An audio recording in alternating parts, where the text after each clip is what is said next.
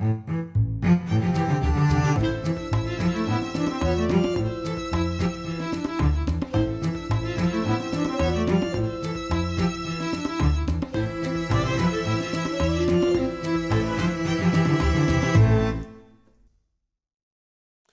I'm Micah Halpern. Thank you for joining me today as I do some thinking out loud.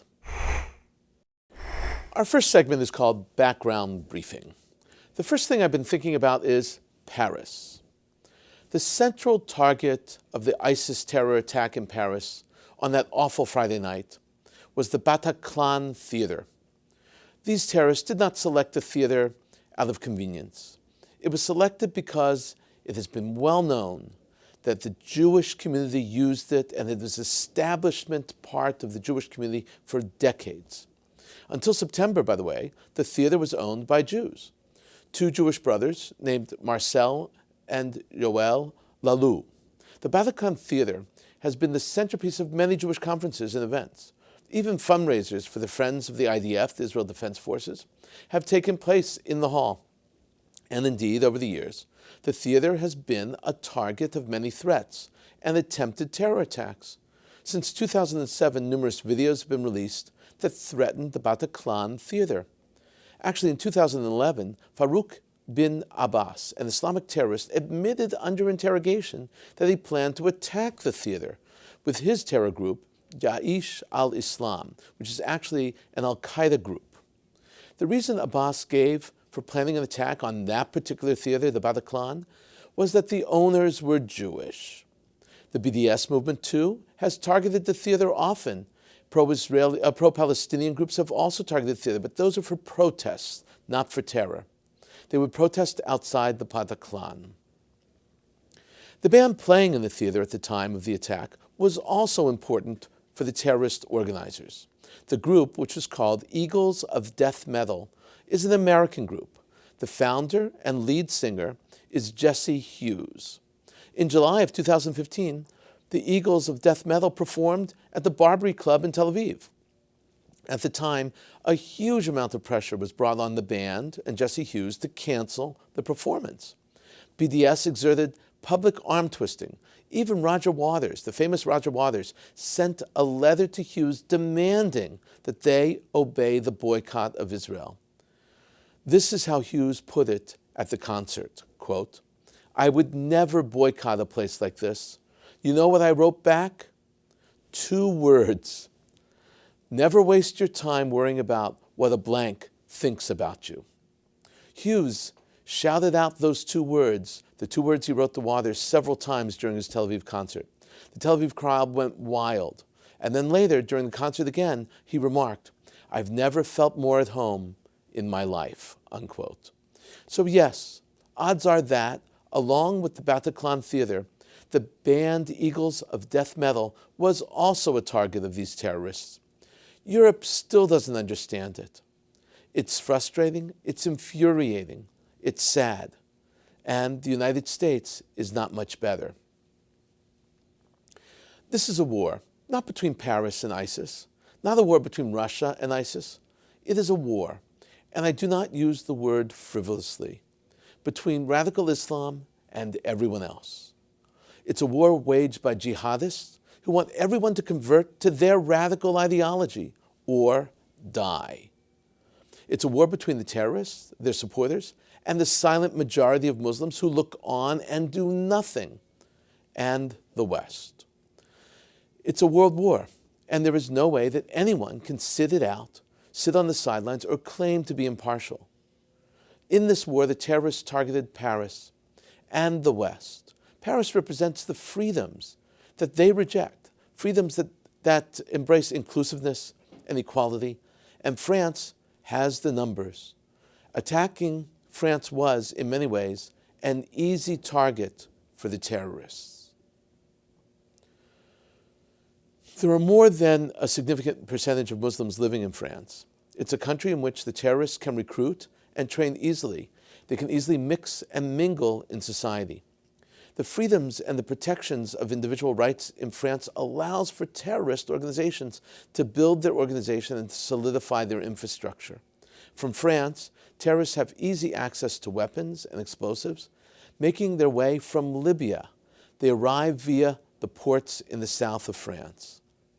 In interviews with people on the streets all around the world, but especially in the aftermath of the Paris attacks, most of them displayed shock and horror.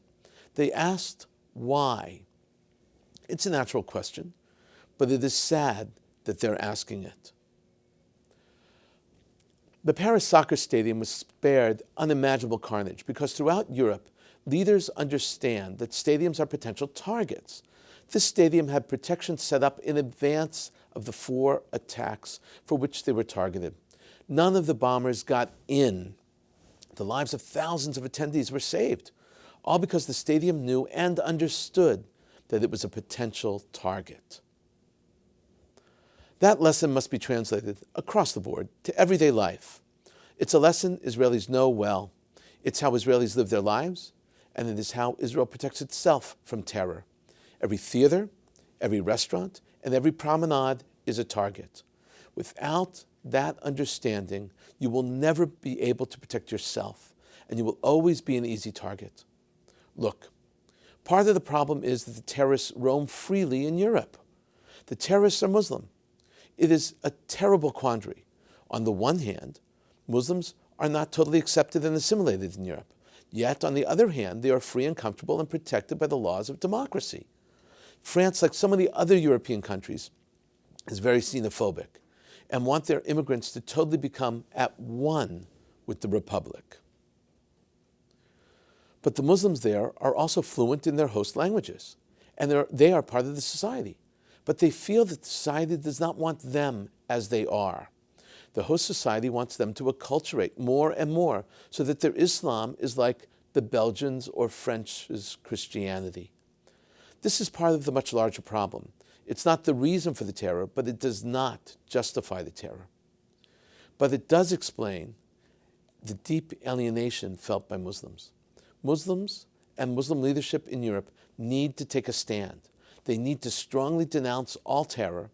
They must never justify terror. They must start to preach the need to succeed in their host country. If the Muslim leadership and the huge silent majority of Muslims do stand up to the terrorists, then and only then will there be a possibility to stop the terror. If they do not stand up, then there is no chance, none, to bring these horrific actions under control. Coming up next, Points of View. Here's what some important voices have been talking about. Today, I want to look at 4 editorials and columns. Actually, 3 editorials and 1 column. The material selected comes from some of the most significant and most influential and powerful print media sources in the United States. The Chicago Tribune, 2 from the USA Today, and 1 from the Washington Post. Just as a reminder, editorials are the opinion of the editorial board. They are unsigned. In addition, the editorial board normally meets and agrees on a thesis, and one person writes the editorial in the name of everyone, or, as in the case on many topics, the board already agrees on the general point of view, and then they send a particular person to write that topic up, and it gets sent around to everyone else to approve afterwards. This first piece comes from the Chicago Tribune. It's an editorial. Almost everyone who sits on an editorial board of a paper in the United States sees eye to eye on the issue of ISIS. This was published online November 14th and in print media on November 15th. The piece gets its title from French President François Hollande and his comments after the terrible terror attack. It's entitled, "We're going into battle. We will be pitiless." The editorial begins, quote, 26 days after terrorists attacked the United States on September 11, 2001, this country and its allies retaliated with the invasion of Afghanistan. And there is no question of if, just when and how this country would respond to that terror attack. The American-led invasion quickly toppled the Taliban and scattered al-Qaeda. But that war still awaits its final battle. U.S. forces remain in Afghanistan to keep the pressure on the Taliban and terrorists who seek to reprise a caliphate of cruelty in that country. The editorial continues. Now, a new threat rises, Islamic State, known also as ISIS. has made it clear in the past few weeks that it is not content to carve out its self-proclaimed caliphate in Iraq and Syria. Islamic State is fighting a global war, unquote. The editorial then lists even more acts of terror that ISIS perpetrated over the recent past. It continues and reads, just days ago, Islamic State terrorists claimed credit for bombing a Russian-bound jetliner in Egypt, killing all 224 people aboard. On Thursday, Islamic State suicide bombers killed at least 43 people in the busy, predominantly Shiite commercial neighborhood in Beirut. Then the editorial asks if these evil acts will actually unite the West. Will these Islamic State attacks do what no other power could, unite the United States and its allies with adversaries in Tehran and Moscow to decapitate a common foe? But the question the editorial asks comes with a warning. Fighting ISIS is more complicated than the other wars like in Afghanistan. The editorial continues, a step-up war against ISIS will be immensely more complicated than the Afghanistan campaign. Russian President Vladimir Putin has dispatched troops and warplanes, ostensibly to battle Islamic State, but mostly to prop up Syrian President Bashar Assad. Iran's militias back Iraqi forces against Islamic State. Turkey has joined the fight, but also targets Kurdish forces fighting against Islamic State. Rebel forces in Syria are battling an array of enemies, including Islamic State and Assad and each other, unquote.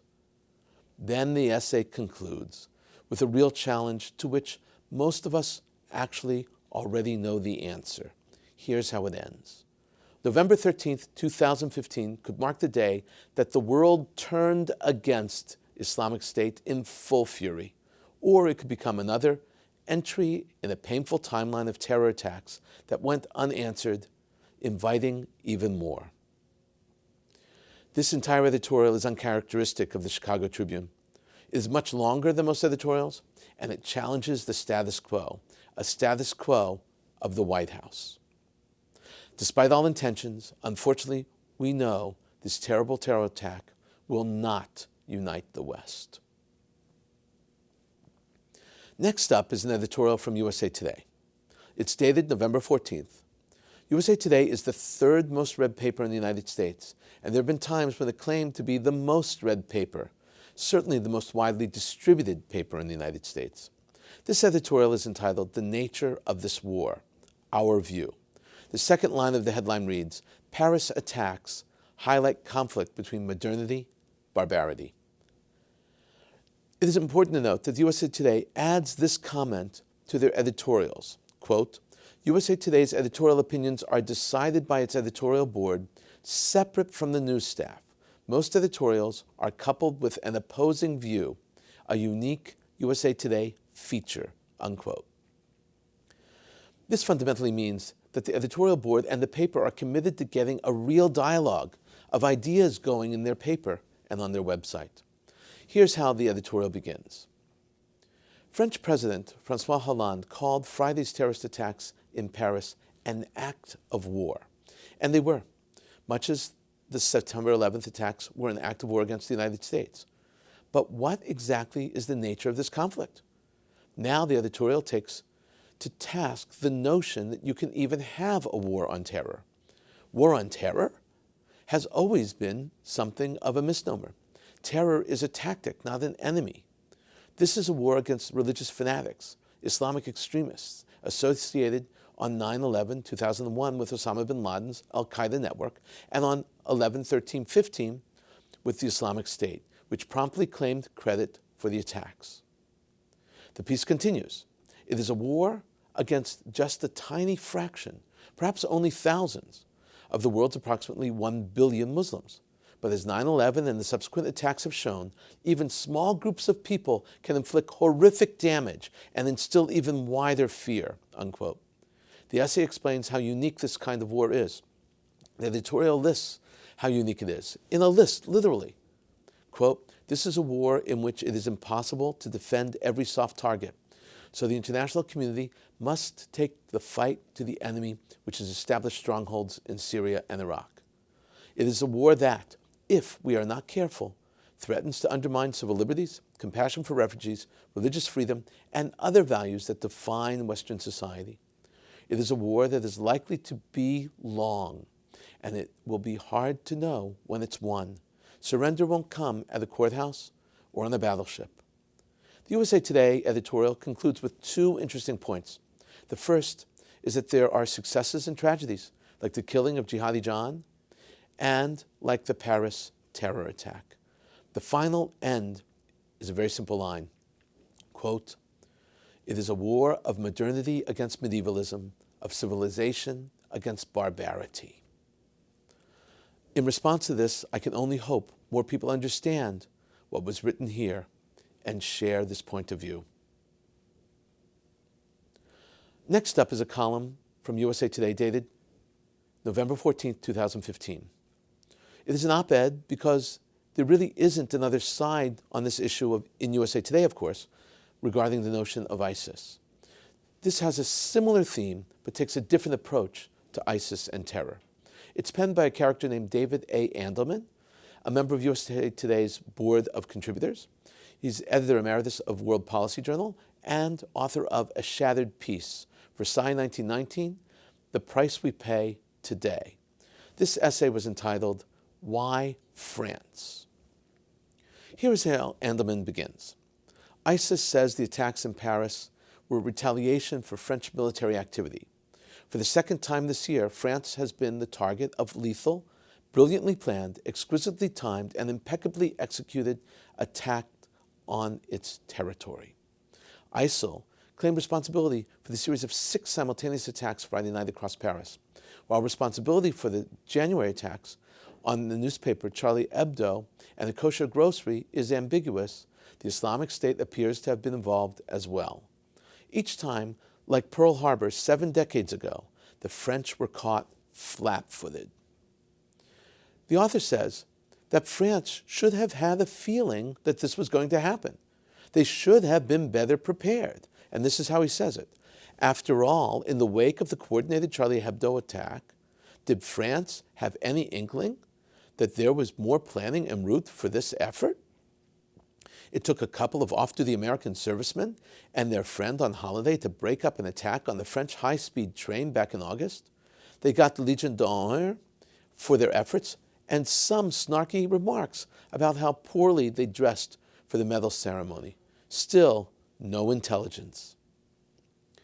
These are important questions. The author continued to show more and more evidence that these events are not uncommon or unique, that they require real response. Here's how he concludes. It will not be easy for France to develop the means to identify the next such attack, but it must be done. For without question, the next attack in France is already being planned. And in 2 weeks' time, the leaders of 195 nations will be arriving in Paris for the Global Environmental Forum, the largest single gathering of world leaders in history. How tempting a target would that be? Unfortunately, and I really mean unfortunately, Andelman is 100% correct. But I would go even further. I'm not certain that France, Europe, or even the United States has what it takes to go the next steps to confront ISIS. Now for a final piece. This is an editorial from the Washington Post. It's dated November 14th, 2015, and it's entitled Facing Evil in Paris and Beyond. This too is pretty lengthy for an editorial. Most editorials are 200 to 300 words. This is about 1,000 words. Here's how it starts. The murderous attacks on France on Friday night were aimed not at its security forces, not at tourists, nor offices and factories, not at its museums or grand structures. Rather, the suicide bombers and gunmen stormed citadels of leisure and pleasure that reflect the joys of not only Paris, but all the world. The Islamic State was explicit in a statement saying its aim was the filthy streets and alleys of the capital of prostitution and vice. What occurred here was a sad and painful revelation that this group, with its odious mindset and brutal behavior, has leapt from a sizable statelet in Syria and Iraq to carry out terrorist attacks in the Sinai, Beirut, and Paris. These killings are aimed at everyone who aspires to modernity and cherishes a free and open society. Today, as the United States stands with France, there are lessons Americans can offer and lessons we should learn together from this latest atrocity." Unquote.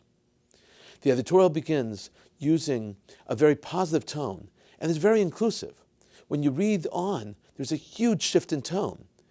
What is the Washington Post really proposing in the editorial? This is what it is. It's actually proposing to vote responsibly for the next president. Look at how the Washington Post concludes. "Finally, we hope that Americans, beginning with Republican and Democratic voters in Iowa, learn a particular lesson from this horror. The world is a frighteningly dangerous place, and it should be unthinkable to install as a leader of the free world a demagogic carnival barker or a clueless on policy neurosurgeon, or for that matter, any politician who thinks the United States can just withdraw from the world and wish its problems away. The United States needs a leader who will recommit to a principled but determined fight for freedom at home, in Europe, and around the world." In other words, they take this tragedy and use it for political fuel. The Washington Post should have stuck to the topic itself by striking a tone of impartiality and not run a political narrative. Shame on them. They could have written about this issue next week, not the day after. The country needs solutions. The world needs solutions, not politics. Coming up, commentary through cartoons where pictures tell the story. I want to show you 3 cartoons today. The first is a play on words and symbols. Like most humor, the simpler, the better. There are 3 lines and a conclusion in this cartoon. The first line reads, 9/11, USA. The second line reads, 11/13, Paris. The third line reads, 24/7, Israel. And then the concluding line, which reads, cancer metastasizing. This is a brilliant play on words and on the dates of terror, comparing Paris to 9/11, and of course, saying that Israel lives with this threat every moment of every day, topping it off with a comparison between terror and cancer. The next cartoon is by Stavro Jabra, a Lebanese cartoonist. We've used his work before. Stavro is extremely critical of ISIS, and this is another great example. Remember, this cartoon is from and was published in the Middle East, in Lebanon. It's called ISIS Target. The world is a man, and the globe is his head, and ISIS is painting a target on his head. The point is obvious. ISIS has a much larger goal, the entire world. The final cartoon is from the Muslim world also. It depicts an ISIS hooded terrorist inside the Eiffel Tower, filling it up from inside. The point is obvious. ISIS is taking over France.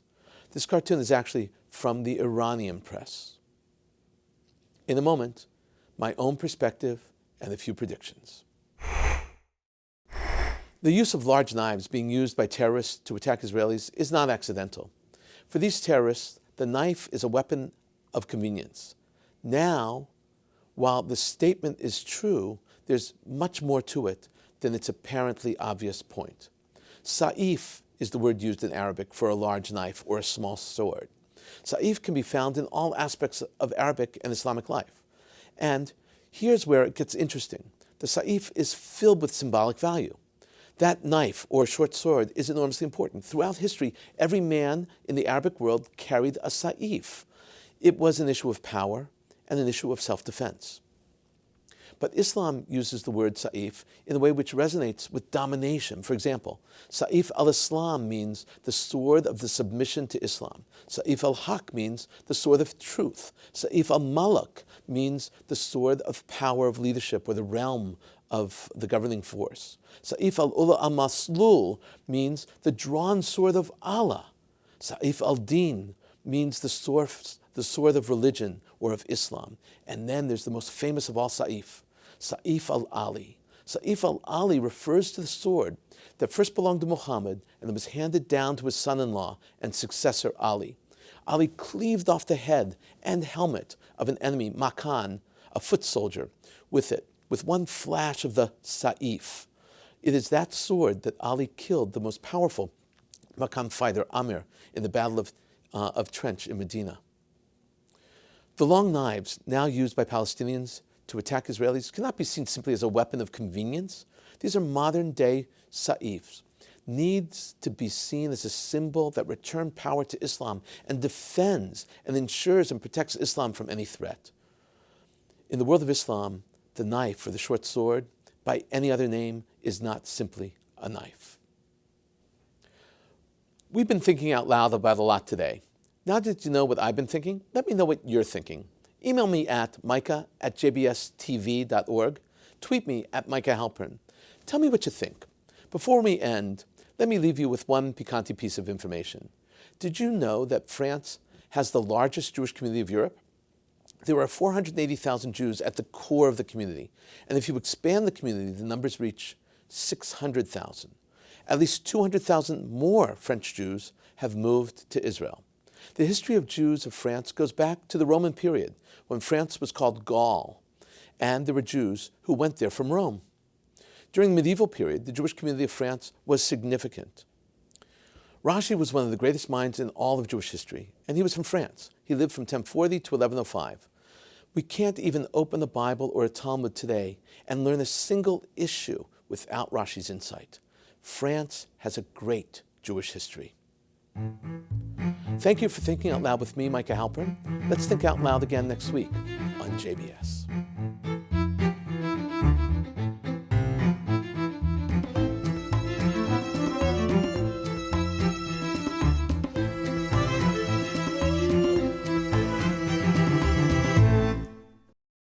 We would be pleased to send a complimentary DVD of this program to anyone who wishes to support JBS, the Jewish Broadcasting Service, with a tax-deductible gift of $36, double chai or more, to the nonprofit organization Jewish Education in Media.